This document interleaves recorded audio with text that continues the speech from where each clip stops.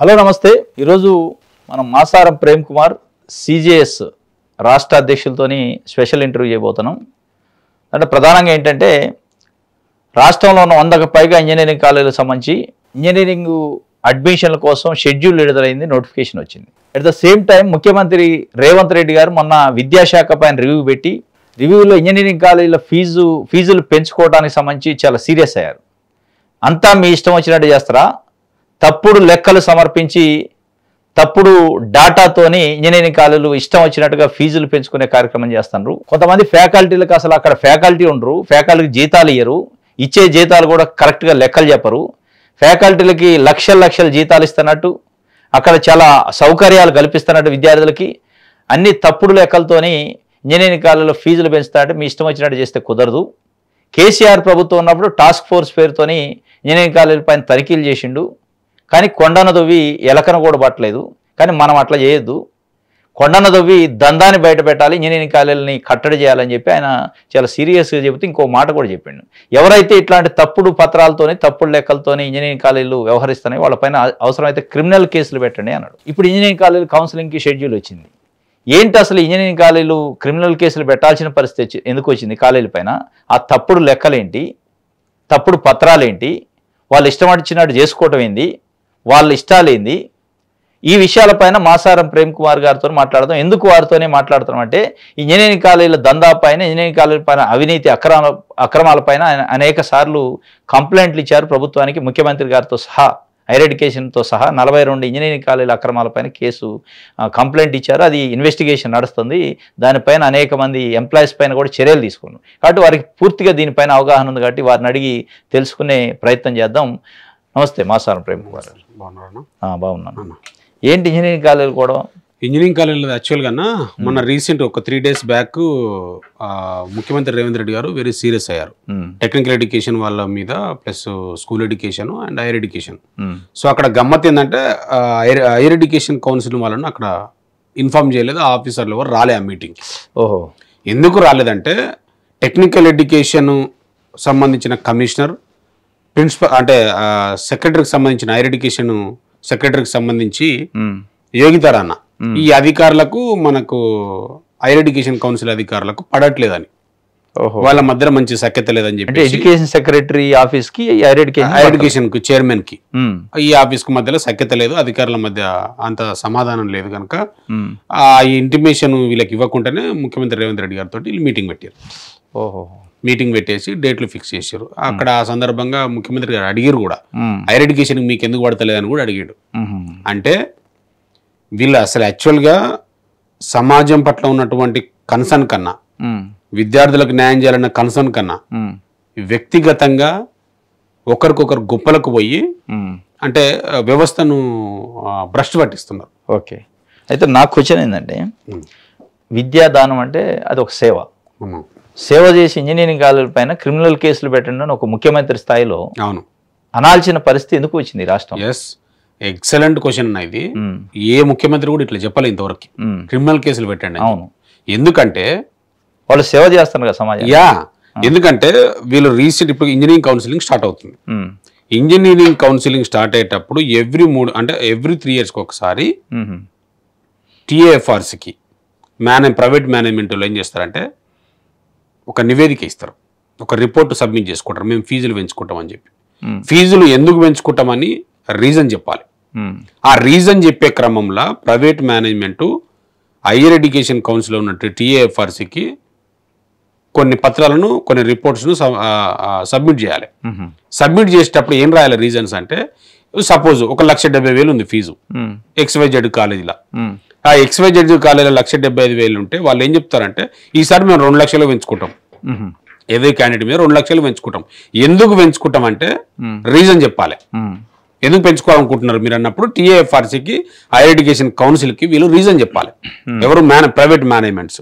Private management reason చెప్పేటప్పుడు వీళ్ళు ఏం చేసిరంటే, మా దగ్గర అద్భుతమైన ఫ్యాకల్టీ ఉంది, మా దగ్గర అద్భుతమైన ల్యాబొరేటరీ సిస్టమ్ ఉంది, మా దగ్గర అసలు మేమిచ్చేంత ప్రొఫెసర్లకు జీతాలు ఈ దేశంలో ఎవ్వడు ఇవ్వట్లేదు అంటే, సపోజ్ ఫర్ ఎగ్జాంపుల్ ఒక 4 ప్రొఫెసర్ ఉండనుకుందాం ఒక కాలేజీలో, ఆ కాలేజీలకు వీళ్ళు ఇచ్చేదేమో 30 నుంచి 40 వేల రూపాయలు ఇస్తారు. ఓహో. అఫీషియల్గా జీతం. ఎవరు? కాలేజీ వాళ్ళు. ఓకే. వీళ్ళు టీఏఎఫ్ఆర్సీకి సబ్మిట్ చేసిన రిపోర్ట్లు ఏం చేశారంటే, ఏదైతే దొంగ పత్రాలు సమర్పించే దాంట్లో ₹1,00,000 పైగా ఇస్తున్నాం అని చెప్పేసి టీఏఎఫ్ఆర్సీకి సబ్మిట్ చేశారు. ఎవరు? మేనేజ్మెంట్ వాళ్ళు. ఇట్లా ఫ్యాకల్టీ కావచ్చు, టీచింగ్ వాళ్ళకి కావచ్చు, నాన్ టీచింగ్ వాళ్ళకి కావచ్చు, ఇన్ఫ్రాస్ట్రక్చర్ కానీ అద్భుతంగా ఉందని చెప్పేసి, ల్యాబొరేటరీ అద్భుతంగా ఉందని చెప్పేసి కంప్లీట్ తప్పుడు లెక్కలు టీఏఎఫ్ఆర్సీకి సమర్పించారు. ఓకే. ఎవరు? మేనేజ్మెంట్స్. అడ్డగోలు వ్యవహారం తెలిసిన తర్వాత టీఏఎఫ్ఆర్సీకి ఏం చేసినామంటే, అంతకన్నా బిఫోరే నేను కంప్లైంట్ పెట్టడం జరిగింది. ఓకే. వీళ్ళు టీఏఎఫ్ఆర్సీకి మీటింగ్ కూర్చునే దానికన్నా ముందే నేను కంప్లైంట్ పెట్టిన 1 month ముందే. అప్పటికే ఇది పెద్ద ఎత్తున చర్చ నడుస్తుంది.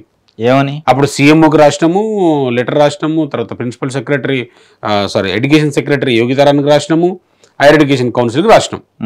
అన్ని రిపోర్ట్స్ నేను కూడా అన్ని గ్యాదర్ చేసుకొని, అయ్యా ఈ పలానా పరిస్థితి, వీళ్ళు దొంగ లెక్కలు ఉన్నాయి, వీళ్ళకి ఫీజు రీఇంబర్స్మెంట్ ఇవ్వద్దు, వీళ్ళకి ఫీజులు పెంచొద్దు, ఇట్లాంటి ఫ్రాడ్ చేస్తున్నారు కనుక వీళ్ళ పైన కొంచెం కన్నేసి ఉంచండి, వీళ్ళ పైన ఎంక్వైరీ చేయమని చెప్పేసి బిఫోర్ 1 month ముందే మనం ఇవ్వడం జరిగింది. ఇచ్చిన దాని మీద టీఏఎఫ్ఆర్సీ ఏం చేసిందంటే, వీళ్ళు ఎప్పుడైతే మేనేజ్మెంట్ మాకు ఫీజులు పెంచమని చెప్పి వచ్చేటప్పుడే నా కంప్లైంట్ చూపించారు వాళ్ళు. నా కంప్లైంట్ చూపించేసారు. నా కంప్లైంట్ చూపించి, అయ్యా ఇది ఎన్ఓసి వచ్చేంత వరకు, లేదంటే ఇక్కడ దీని మీద రిపోర్ట్ వచ్చేంత వరకు ఎంక్వైరీ చేస్తాము, వచ్చేంత వరకు మీకు ఫీజులు పెంచమని చెప్పేసి ప్రాథమికంగా హైయర్ ఎడ్యుకేషన్ కౌన్సిల్ ఇక్కడ డిసైడ్ చేసింది. డిసైడ్ చేసిన తర్వాత వీళ్ళంతా టెక్నికల్ ఎడ్యుకేషన్ కన్సల్ట్ అయ్యారు. టెక్నికల్ ఎడ్యుకేషన్ కమిషనర్ దేవసేన వీళ్ళను కమిట్ అయ్యారు. సో ఈ గ్యాప్లో ఏమైందంటే, హైయర్ ఎడ్యుకేషన్ కౌన్సిల్కి టెక్నికల్ ఎడ్యుకేషన్ కౌన్సిల్కి ఇద్దరికి మధ్యలో పడ్డాయి కోల్డ్ వార్. ఇంకా అసలు అంటే అంటే బయట అనుకున్న విధానం ఏంటంటే, ఈ కమిషనర్ ఎవరైతే దేవసేన గారు ఉన్నారో, యూనివర్సిటీస్ మొత్తం నా అండర్లో ఉండాలి, మొత్తం నేను చెప్పినట్టే ఈనాలనేది ఆమె పంతం. హైయర్ ఎడ్యుకేషన్ చైర్మన్ ఏంది బాలకృష్ణారెడ్డి గారు, నేను మొత్తం స్టేట్కి కౌన్సిల్ చైర్మన్ కదా, మొత్తం నా అండర్లో ఉండాలి, నేను చెప్పినట్టు వినాలి. కానీ వీళ్ళ పంచాయతీ, ఈ ఇద్దరు పంచాయతీ వల్ల విద్యార్థులు నష్టపోతారు, తల్లిదండ్రులు నష్టపోతారు, మొత్తం విద్యా వ్యవస్థ మీద మచ్చ వస్తుంది. అక్కడ టోటల్ గా ఈ రేవంత్ రెడ్డి గారు ఏదైతే అనుకున్నారో, విద్యా వ్యవస్థను ఎక్సలెంట్ చేయాలి, అద్భుతంగా తీర్చిదిద్దాలి, వీటి మీద మీరు ఫోకస్ చేయండి అని చెప్పిన దానికి కంప్లీట్ ఆపోజిట్ రూల్. ఓకే. అయితే ఆయన చెప్పేది ఏమో పాపం విద్యా వ్యవస్థను మార్చుదామని, క్లీన్గా ఉంచుదాము, అంటే ఒక మంచి స్థాయికి తీసుకెళ్దామనేమో ఆయన ప్లాన్. వీళ్ళ కోల్డ్ వార్ తోటేమో లోపల ఏం జరుగుతుందో తెలియదు. అట్లాంటి పరిస్థితి ఉంది. అట్లాంటి పరిస్థితుల్లో ఈ విషయం రేవంత్ రెడ్డి గారికి తెలిసింది. ఏది? ఈ టీఎఫ్ఆర్సీకి వీళ్ళు తప్పుడు లెక్కలు సమర్పించడం, తప్పుడు లెక్కలు ఇస్తుండ్రని పలానా స్పెసిఫిక్ ఈ కాలేజీలోనే అని తెలిసిందా? కేసులు పెట్టాలి దాదాపు జేఎన్టీ వాళ్ళు, దాదాపు నేను పెట్టి 42 కాలేజీలు. ముఖ్యమంత్రి గారి నోటీసులో ఏదో బలమైన కారణం ఉందా, క్రిమినల్ కేసులు కూడా పెట్టండి అనే పరిస్థితి ఎందుకు వచ్చింది? అదే ఎందుకు పెంచాలి మీకు, అసలు ఫీజులు ఎందుకు పెంచాలి, ఫీజులు ఎందుకు పెంచాలనే దాంట్లో ఆ పాయింట్ ఆఫ్ వ్యూలో ఆయన సీరియస్ అయ్యాడు. ఎందుకంటే మీరు సేవ చేయండి, విద్యా వ్యవస్థను పటిష్టం చేయండి. ఇప్పుడు సేవ చేయాలంటే ఇప్పుడు ఆయన చెప్పడం కదండి, ఈ ప్రైవేట్ మేనేజ్మెంట్స్ ఎవరైతే ఉన్నారో వీళ్ళు అప్లై చేసుకున్నప్పుడు ఏమని చేసుకున్నారు, ఇండియన్ ట్రస్ట్ యాక్ట్ ఉంది. ఓకే, ట్రస్ట్ యాక్ట్ ఏంది? 1882. విద్యా వ్యవస్థలో మేము అద్భుతమైన సర్వీస్ చేస్తామని చెప్పి నువ్వు రిజిస్ట్రేషన్ చేసుకున్నప్పుడే చేసుకున్నావు. నువ్వు చేసేది ఏంది? వ్యాపారం. అసలు మీ గుండె మీద చేసుకొని చెప్పండి, మీరు చేసుకున్నప్పుడు ట్రస్ట్ కింద రిజిస్ట్రేషన్ చేసుకున్నప్పుడు మీరు ఏమని అక్కడ నిబంధనలు పెట్టుకున్నారు, ఏం సర్వీస్ చేస్తాం సొసైటీకి అని చెప్పేసి మీరు రిజిస్ట్రేషన్ చేసుకున్నారు. మీకు ఏమో ఫీజులు ఎగ్జిబిషన్ ఉండాలి, ట్యాక్స్ ఎగ్జిబిషన్ ఉండాలి, ప్రతిదీ ఎగ్జిబిషన్ తీసుకుంటారు ఎడ్యుకేషన్ ట్రస్ట్ కింద. నువ్వు చేసేది బిజినెస్. ఎందుకు అంత అర్జెంట్ ఏముందని చెప్పేసి రేవంత్ రెడ్డి గారు వెరీ సీరియస్ అయ్యి, అసలు ఇది కాదు, ఇలా దొంగ లెక్కలు మొత్తం బయటపడ్డాయి, ఆల్రెడీ పేపర్లలో చూసినాం, ఇదంతా నడుస్తూనే ఉంది కనుక వీళ్ళ మీద ఎంక్వైరీ చేయండి, అవసరం ఉంటే మళ్ళీ కమిటీ వేసేసి అసలు నిజంగా ఫ్యాకల్టీ ఉన్నారా లేరా, విద్యార్థులు ఉన్నారా లేరా, అసలు అటెండెన్స్ ఉందా, క్లాసులు నడుస్తున్నాయా, సరైన ల్యాబొరేటరీ సిస్టమ్ ఉందా లేదా, ఎంక్వైరీ చేయండి, తప్పుడు లెక్కలు ఏమైనా ఉంటే మాత్రం క్రిమినల్ కేసులు పెట్టండి అని చెప్పాడు. ఇప్పుడు మీరు చెప్పిన దాని ప్రకారం హైయర్ ఎడ్యుకేషన్ డిపార్ట్మెంట్కి అంటే శాఖకి, టెక్నికల్ ఎడ్యుకేషన్కి, హైయర్ ఎడ్యుకేషన్ కౌన్సిల్కి, టెక్నికల్ ఎడ్యుకేషన్కి, లేకపోతే విద్యాశాఖ సెక్రటరీ ఆఫీసుల మధ్యలో కోల్డ్ వార్ నడుస్తుంది. మరి ఆ కోల్డ్ వార్ వల్ల బయటకు వచ్చిందా, లేదంటే ముఖ్యమంత్రి గారు మొన్న ఇచ్చిన స్టేట్మెంట్లో కేసీఆర్ గతంలో టాస్క్ ఫోర్స్ తనిఖీలు చేపించి కొండందవి ఎలకను కూడా బట్టలే, ఆయన ఏదో సెటిల్మెంట్ చేసుకుంటూ మరి ఈయన కూడా ఏమైనా సెటిల్మెంట్కో దగ్గర రాలేదనే ఉద్దేశం నిజంగానే క్రిమినల్ చర్యలు తీసుకోవడానికి ఉందా ఈ కోల్డ్ వార్ దీనివల్ల బయట? నేను రియల్గా ఐ బిలీవ్ హిమ్. ఆయన ఈ ఉద్దేశంతో అయితే మాట్లాడలే అంతేనా నేను అనుకుంటున్నాను. ఎందుకంటే నాకేం పర్సనల్గా నేను పార్టీ కాదు, లేకపోతే నాకు ఇంకో పార్టీకి నాకేం తొత్తును కాదు. నేను కనుక అంటే ఈ మీటింగ్ కన్సర్న్ గా నేను మాట్లాడుతున్నా, నేను నమ్మింది ఏంటంటే 100% ఆయన ఎఫెక్ట్ పెట్టాడు. అంతేనా? 100% అది ఎఫెక్ట్ కావాలని ఎఫర్ట్ పెట్టాడు. అంటే కేసీఆర్ పేరును మెన్షన్ చేసిండు. లాస్ట్ టైం గతంలో కేసీఆర్ ప్రభుత్వంలో ఏం చేసినట్టే హైయర్ ఎడ్యుకేషన్ కౌన్సిల్ కానీ టెక్నికల్ ఎడ్యుకేషన్ కానీ నమ్మలే ఆయన. నమ్మకుంటే వీళ్ళు తెలుసు వీళ్ళు ఏం చేస్తారు, వీళ్ళ లూప్ హోల్స్, వీళ్ళ తతంగాలు మొత్తం తెలుసు కనుక ఈయన ఏం చేశాడు, ఈ అధికారులతో ఆల్రెడీ వీళ్ళకు టైప్ ఉంది. ఈ అధికారులకి వీళ్ళకి పెద్ద పెద్ద పరిచయాలు ఉన్నాయి ఎప్పటి నుంచో. వీళ్ళంతా పాతకపోయిన ఆఫీసర్స్ కదా, అలవాటు పడ్డ. ఈయన ఏం చేశాడు, టాస్క్ ఫోర్స్ ని దింపాడు. పోలీసు టాస్క్ ఫోర్స్ ని దింపి ఆ టాస్క్ ఫోర్స్ తోటి ఎంక్వైరీ చేయించు, తీపిచ్చేసి మొత్తం లెక్కలు బయట పెట్టాడు. పిన్ టు పిన్ లెక్కలు మొత్తం దగ్గర పెట్టుకోండు. బట్ అది యాక్షన్ అయితే కాలేదు వాస్తవానికి. అది ఏం జరిగిందనేది తెలియదు. రేవంత్ రెడ్డి గారు అన్నది ఏంటంటే అట్లా కాదు, అసలు క్రిమినల్ కేసులు పెట్టండి, అసలు బయట పెట్టాలి, ఈ దొంగలను మొత్తమే బయట పెట్టాలి. ఈ టెక్నికల్ ఎడ్యుకేషన్ ఇంజనీరింగ్ వ్యవస్థ అనేది దేశంలోనే ఒక మంచి గుర్తింపు రావాలి తెలంగాణ రాష్ట్రానికి. దేశం మొత్తంలో మచ్చ ఉండొద్దు. వీళ్ళు వ్యాపారం చేస్తుర్రు, వ్యాపారం చేయనీయకండి, అధికారులకు వెరీ సీరియస్ గా తీసుకోండి, వ్యాపారం ఎట్టి పరిస్థితుల్లో చేయనిద్దని. మరి ఇప్పుడు ఈ అధికారులు అంటే నేను వాళ్ళ పేరు కామెంట్ చేయడం కాదు కానీ మరి ఎందుకు పోలే ఇంతవరకు? ఆయన క్రిమినల్ కేసులు పెట్టమని 3-4 రోజులు అయింది కదా. దేని మీద క్రిమినల్ కేసులు పెట్టిరు? బాలకృష్ణారెడ్డి గారికి ఎందుకు కమిట్మెంట్ లేదు, దేవసేన గారికి ఎందుకు కమిట్మెంట్ లేదు, లేకపోతే యోగితారాయణ గారికి ఎందుకు కమిట్మెంట్ లేదు? ఏం చేస్తారు? సరే డైరెక్ట్ సీఎంఏ కదా, గవర్నమెంటే కదా మిమ్మల్ని ఆదేశించింది. ఎందుకు ఆయన ఇప్పుడు ఆయనకున్న ఒక అభిప్రాయాన్ని, ఆయనకున్న కమిట్మెంట్ మీకెందుకు లేదు? ఎందుకు ఆయన బదనం చేయాలనుకుంటున్నారు? ఆయనే కదా పవర్స్ ఇచ్చిండు. మీరు ఏదన్నా ఇంజనీరింగ్ కాలేజ్ ఇన్స్పెక్షన్ చేస్తే ఆయన వద్దంటాడా? ఇమ్మీడియట్లీ పెట్టండి, ఎంక్వైరీ చేయండి. ఒక్కరోజు ఎంత లేదన్నా 10-20 కాలేజీలు విజిట్ చేయొచ్చు, తెలిసిపోతుంది కదా మీకు ఇమ్మీడియట్లీ. ఆల్రెడీ మీకు ఇచ్చిన దొంగ లెక్కలు తెలుసు, ఆ రిపోర్ట్స్ అన్ని మీ దగ్గరే ఉండి ఆ రిపోర్ట్స్ మీరు తీసుకొని ఇన్స్పెక్షన్ కూడా చెక్ చేసుకుంటే బయటపడుతుంది. అంటే ఈ మధ్యకాలంలో ముఖ్యమంత్రులు మాకు వచ్చి సినిమా నటులు కలవలేదు, సినిమా రంగం వాళ్ళు కలవలేదు, లేకపోతే ఇంజనీరింగ్ కాలేజీలు మేనేజ్మెంట్లు కలవలేదు, లేకపోతే ఇంకా రకరకాలుగా వాళ్ళకి ఈగోస్, అట్లాంటి ఈగోకు పోయినా నిజంగానే చర్యలు తీసుకునే అవకాశం ఉందా? లేదు, 100%. మరి ఎందుకు ఇప్పుడు స్టేట్మెంట్ ఇచ్చి కూడా 4 రోజులు అయింది. ఒక కాలేజీ పైన కేసు చేయలేదు, ఒక కాలేజీ సీజ్ చేయలేదు. అవును, ఏం జరుగుతుంది? అదే ఇప్పుడు నేనేమనుకుంటున్నా అంటే చాలా విషయాలు కూడా ఈ ఒక్క ఎడ్యుకేషన్ సిస్టమ్ మీదనే ముఖ్యమంత్రి రేవంత్ రెడ్డి గారు కూర్చోరు. ఓకేనా? ఎందుకంటే 100 డిపార్ట్మెంట్లు ఉన్నాయి. ఆ డిపార్ట్మెంట్లకు ఆయా సెక్రటరీ, ఆయా డిపార్ట్మెంట్లకు ఆయా చైర్మన్స్ ఉన్నారు, ఆయా డిపార్ట్మెంట్లకు కింది స్థాయి సబార్డినేట్స్ ఉన్నారు. వీళ్ళు చూసుకోవాల్సిన పని. ముఖ్యమంత్రి రేవంత్ రెడ్డి గారు వచ్చి నిన్న చెప్పిన వాటికి మళ్ళీ ఏమైందని మళ్ళీ వచ్చి మళ్ళీ ఫోన్ చేయడం, అడిగేంత టైం కూడా మనకు ఉండదు. ఇప్పుడు ఆ బాధ్యత ఎవరు తీసుకోవాలి? వ్యవస్థలు ఉన్నాయి కదా, వ్యవస్థలు ఉన్నాయి, దానిపైన సెక్రటరీస్ ఉన్నారు. ఇప్పుడు యోగితారాయణ ఉంది, ఆమె మానిటరింగ్ చేసుకోవాలి. ఆమె కింద టెక్నికల్ ఎడ్యుకేషన్ కౌన్సిల్ ఉంది, యూనివర్సిటీస్ ఉన్నాయి, ఓకే, జేఎన్టీ ఉంది, ఉస్మానియా ఉంది, తర్వాత హైయర్ ఎడ్యుకేషన్ కౌన్సిల్ ఉంది. వీళ్ళకి ఆదేశించవచ్చు కదా. మిమ్మల్ని వద్దంటాడు తెల్లారి పేపర్లో చూసి మిమ్మల్ని ఏం వద్దన్నాడు కదా. ఏం జరుగుతుంది? ఈ తప్పుడు లెక్కలు, తప్పుడు పత్రాలు, అధికారుల పాత్ర కూడా ఉందా? అధికారుల పాత్ర అమోఘం సార్. అంతేనా? అధికారుల పాత్ర అయితే అద్భుతం. వాళ్ళకున్నంత మేనేజ్మెంట్ కు అధికారులకు ఫిక్సేషన్, ఫెవికాల్ బంధమే, అంత ఫెవికాల్ బంధమే. దాంట్లో ఎలాంటి కమిట్మెంట్ లేదు, సొసైటీ కన్సర్న్ లేదు వాళ్ళకు. ఎవరిని అంటే వాళ్ళు వ్యక్తిగతంగా ఎట్లా లాభపడాలి, వ్యక్తిగతంగా ఎట్లా సెటిల్ కావాలి, ఏవంతో ఏ టైంలో ఎట్లాంటి సెటిల్మెంట్ చేసుకోవాలనేది అంటే అద్భుతమైన కమిట్మెంట్ ఉంది వాళ్ళకు. ఎవడు నీకు నువ్వు ఎన్ని మొత్తుకో ఇట్లాంటివి వాళ్ళు నవ్వుకుంటారు. ఇదంతా ఒక భాగం అయితే బి కేటగిరీ సీట్లు ఉంటాయి, మేనేజ్మెంట్ సీట్లు అంటారు. వాటికి ఎప్పుడు ప్రతి సంవత్సరం కౌన్సిలింగ్ టైం కాగానే ఒక స్టేట్మెంట్ ఇద్దరు బి కేటగిరీ సీట్లు అమ్మొద్దు, దందా చేయొద్దు అని చెప్పి స్టేట్మెంట్లు విద్యార్థి సంఘాలు ఇస్తూ ఉంటాయి, ఆఫీసర్లు కూడా చెప్తా ఉంటారు స్ట్రిక్ట్ అనేది. ప్రతిసారి అమ్ముతూనే ఉన్నారు. ఏంటి అసలు ఆ దందా? బి కేటగిరీలో ఆల్రెడీ సార్ మనం ఇంతకుముందు కంప్లైంట్ కూడా చేసినాం. కంప్లైంట్ చేసిన తర్వాత కూడా ఏం జరిగిందంటే కొన్ని రోజులు ఆపిరు, ఒక 15 days. అంటే కౌన్సిలింగ్ రాలే కదా. యాక్చువల్లీ ఏంది, కన్వీనర్ కోర్టు అయిపోయిన తర్వాత బి కేటగిరీ స్టార్ట్ చేయాలి. వీళ్ళు ఏం చేశారు, ఆల్రెడీ ముందు స్టార్ట్ చేశారు, అడ్వాన్సులు తీసుకున్నారు. అంటే ఫుల్ పేమెంట్లు తీసుకోలే, అడ్వాన్సులు తీసుకున్నారు. అడ్వాన్సులు తీసుకున్న తర్వాత మనం అయితే ఎప్పుడైతే కంప్లైంట్ పెట్టి ఇంటర్వ్యూలలో మన ఇహెటీవ్లో ఎప్పుడైతే మన ఇంటర్వ్యూ వచ్చిందో, ఇంటర్వ్యూ తర్వాత ఆపేశారు, 10-15-20 రోజులు ఆపేశారు, భయపడ్డారు. తర్వాత ఏం జరిగింది, మళ్ళీ అధికారులు ఏం సూచనలు ఇచ్చారో తెలియదు, మళ్ళీ ఇప్పుడు లోపల నడుస్తూనే ఉంది. ఓకే. ఇప్పుడు మీరు వెళ్ళండి ఏ ఇంజనీరింగ్ కాలేజ్ కనండి 12 లక్షలకు తక్కువ లేదు డొనేషన్. అంటే బి కేటగిరీకి ఏమైనా నిర్దిష్టంగా ఎంత ఫీజు ఉండాలి? కౌన్సిలింగ్ పద్ధతి ఇది గవర్నమెంట్ ఫీజే ఉండాలి. అంతేనా? గవర్నమెంట్ ఫీజు ఎంత? ఇప్పుడు సపోజ్ 90,000 ఉందండి ఒక్కొక్క కౌన్సిలింగ్ ఫీజు అనుకుందాం. ఫీజే గవర్నమెంట్ ఇప్పుడు ఒక్కొక్క కాలేజీకి ఒక ఇన్ఫ్రాస్ట్రక్చర్ బట్టి గవర్నమెంట్ డిసైడ్ చేసింది. ఆ ఫీజుల ప్రకారంగానే ఉండాలి బి కేటగిరీలో కూడా. మేనేజ్మెంట్ కూడా కౌన్సిలింగ్ ఎట్లా ఉండాలి? ఇప్పుడు కన్వీనర్ కోటాలో ఏంటంటే ఆన్లైన్ లో ఉంటుంది. ఆన్లైన్ కదా. బి కేటగిరీ కూడా యాక్చువల్గా నోటిఫికేషన్ ఇవ్వాలి. ఓహో. కన్వీనర్ కోట అయిపోగానే ప్రతి కాలేజీ నోటిఫికేషన్ ఇచ్చుకోవాలి. As per rank.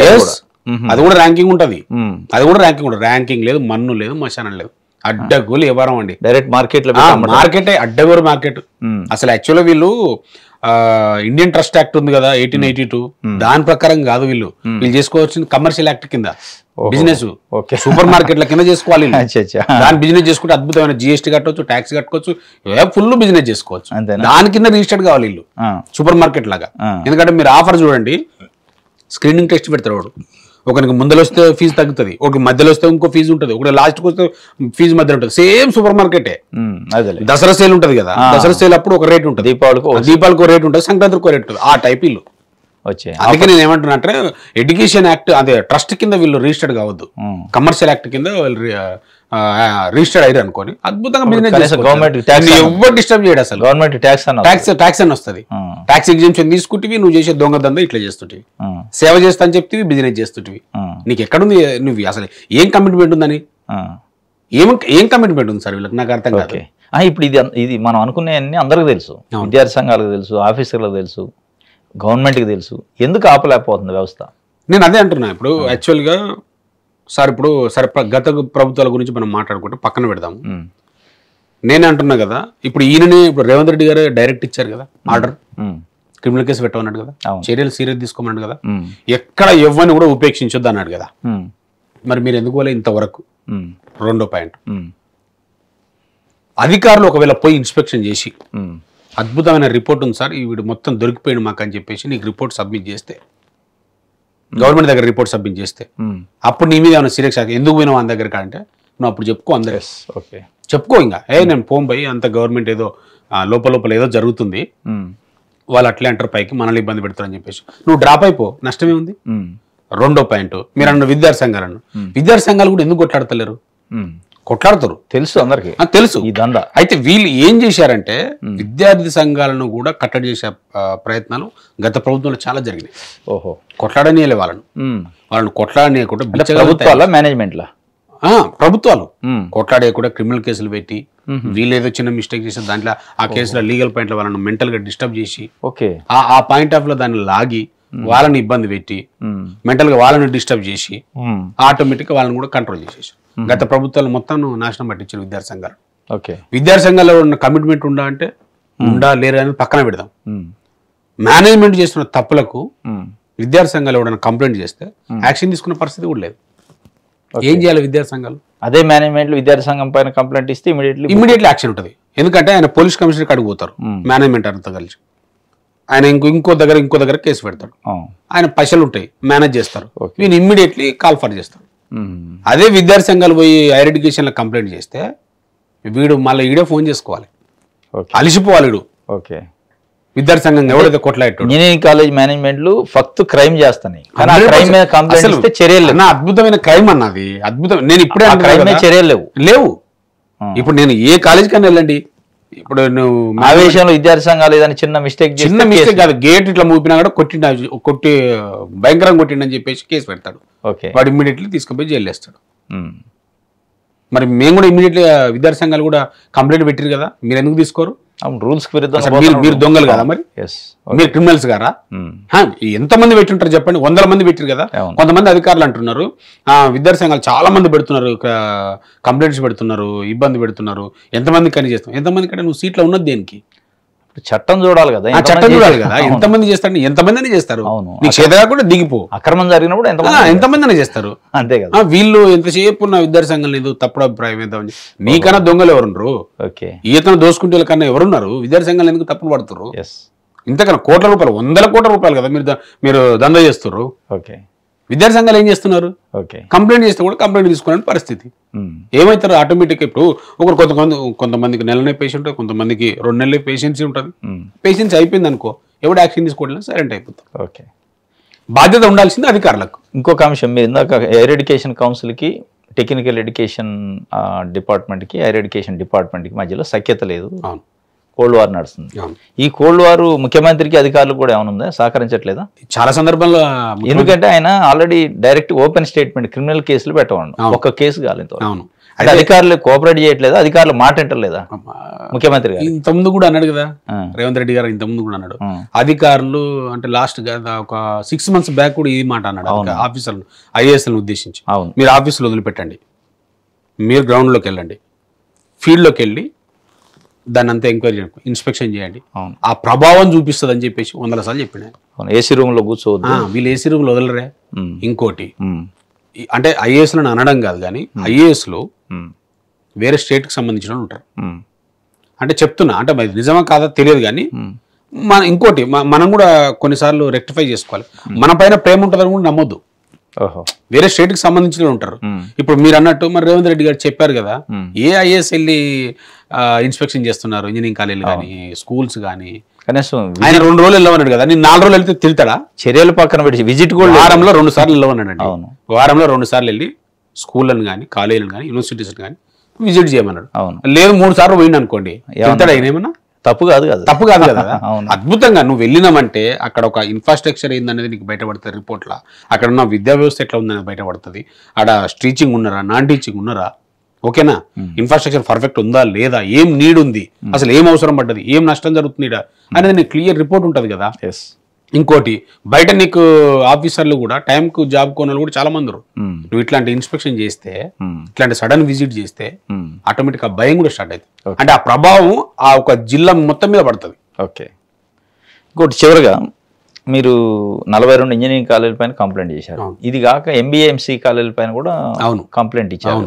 ఈ 2 కంప్లైంట్ల పైన ఏంది యూనివర్సిటీలు కానీ ప్రభుత్వం నుంచి వచ్చిన స్పందన ఏంది, చర్యలు ఏమన్నా? ఓకే, యాక్చువల్గా ఫస్ట్ ఇంజనీరింగ్ కాలేజీల మీద పెట్టాను, సారీ మన MBA కాలేజీల మీద, MBA MCA కాలేజీల మీద పెట్టింది ఉస్మాన్ యూనివర్సిటీలో. దీనికి నేను థ్యాంక్స్ చెప్పుకోవాలి ప్రొఫెసర్ కుమార్ గారికి, VC కుమార్ గారికి. ఎందుకంటే చాలా కమిట్మెంట్గా వర్క్ చేశాడు ఆ విషయంలో. దేనికి ఎన్ని కాలేజెస్ అయినాయి, ఎందుకు థ్యాంక్స్ చెప్పాలి? ఆల్రెడీ ఎంక్వైరీ నడిచింది, నోటీసులు 42 కాలేజీలకు ఇచ్చాడు. ఓకే, ఆడిట్ సెల్ డైరెక్టర్ని మార్చాడు. దాంట్లో ఒక క్రాంతి అనే ఒక సెక్షన్ ఆఫీసరా సంథింగ్ కంప్యూటర్ ఆపరేటర్ ఉంటాడు. ఈ క్రాంతి అంటే ఏంటంటే ఈ ప్రైవేట్ మేనేజ్మెంట్స్ ఎవరైతే ఉన్నారో MBA MCA వీళ్ళందరికీ అటాచ్ అన్నట్టు. ఆడిట్ సెల్ డైరెక్టర్ కన్నా కూడా పవర్ఫుల్ ఈయన, లైసెన్స్ చేస్తాడు మొత్తం. అంటే అంటే వాళ్ళు చెప్పిన దాన్ని బట్టి నేను చెప్తున్నా, ఈయననే మొత్తం దాన్ని మేనేజ్ చేస్తాడని, ఈయన ఏ సర్క్యులర్ ఉన్నా ఈయన రిలీజ్ చేస్తాడని, తర్వాత ఏ సీక్రెట్స్ ఉన్నా ఈయననే బయటికి పంపిస్తాడని చెప్పి, అంటే వాళ్ళు డిస్కస్ చేసిన విషయాలు ఇవన్నీ. అంటే ఆడిట్ సెల్ చెప్తున్నా. అంటే ఈయనకున్న ఈ లింకుల వల్ల వైస్ ఛాన్సలర్ గారు ఏం చేశారంటే ఈయనను కూడా ట్రాన్స్ఫర్ చేయించాడు అక్కడి నుంచి ఆడిట్ సెల్. ఎందుకంటే లేడు. తర్వాత ఇంకెవరు ఆడిట్ సెల్ డైరెక్టర్ ఉండే, ఆడిట్ సెల్ డైరెక్టర్ ఎవరంటే మన నగేష్ ఉండే, ప్రొఫెసర్ నగేష్ అని ఉండే. అంటే ఆయన విచిత్రం ఏంటంటే ఆయన 6 నెలల దాకా 6 నెలలు మినిమం పేపర్ చూడట, 6 నెలలు వాట్సాప్ చూడట. అదే ఓకే, సొసైటీలో ఏం జరుగుతుందో తెలియదు. ఒక 6 నెలల 6 నెలలేం కాదు, అసలు ఆయన ఫోన్ చూడట. నేను అయితే 6 నెలలు అనుకున్నా కానీ 6 నెలలు కాదండి, ఆయన ఎప్పుడు ఫోన్ చూడట. పేపర్ అంటే నేను ఒక సందర్భంలో ఎప్పుడో కలిసినప్పుడు పేపర్ చూడక 6 నెలలు అయిందని అన్నాడు.